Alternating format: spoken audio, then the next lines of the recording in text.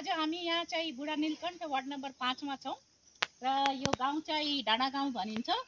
यहाँ चाहिँ यो तपाईँ हेर्न सक्नुहुन्छ, यहाँ चाहिँ स्प्रिङ वाटर चाहिँ यो नेचुरल हाइड्रोलोजिकल फ्लोबाट यहाँ आएर चाहिँ यहाँ कलेक्सन भइराखेको छ र यो पानीलाई चाहिँ त्यहाँ ठुलो ट्याङ्की चाहिँ कन्स्ट्रक्ट गरेर वाटर स्टोरेजको लागि त्यहाँ चाहिँ पानी जम्मा गर्नुहुन्छ र यो चाहिँ यो गाउँ र यहाँ भएको चाहिँ रिसोर्टहरूले पनि नन ड्रिङ्किङ पर्पजको लागि चाहिँ यो पानी चाहिँ प्रयोग गरिराख्नु भएको छ। जहाँ मोस्ट अफ द धेरै वाटरसेडहरूमा पानी चाहिँ सुकिराखेको अवस्था छ भने यहाँ चाहिँ हामी यो वार्डमा चाहिँ हामी हेर्दाखेरि चाहिँ र गाउँलेले भनेअनुसार चाहिँ वर्षभरि नै यो पानी चाहिँ आइराखेको हुन्छ। सो त्यो अनुसार चाहिँ यहाँ वाटर फ्लो र वाटर एभाइलेबिलिटीको हिसाबले चाहिँ राम्रो छ चाहिँ भन्न सकिन्छ।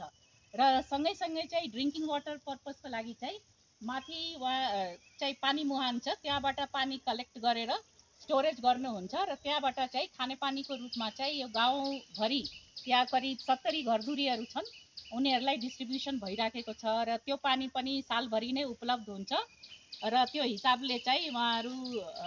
वाटरको एक्सेसको हिसाबले, ड्रिङ्किङ वाटरको एक्सेसको हिसाबले हेर्दाखेरि चाहिँ धेरै राम्रो भन्न चाहिँ सकिन्छ। र यो ड्रिङ्किङ वाटर म्यानेजमेन्टको लागि चाहिँ खानेपानी व्यवस्थापन समिति छ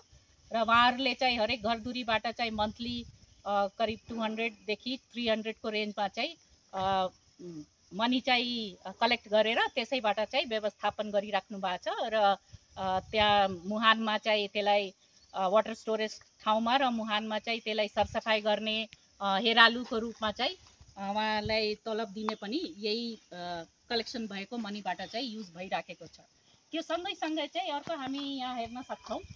यहाँ चाहिँ पहिरो गएको ठाउँ हो र त्यहाँ चाहिँ स्लोप स्टेबिलाइजेसनको लागि चाहिँ ट्रेडिसनल मेथड चाहिँ उहाँहरूले युज गर्नुभएको छ।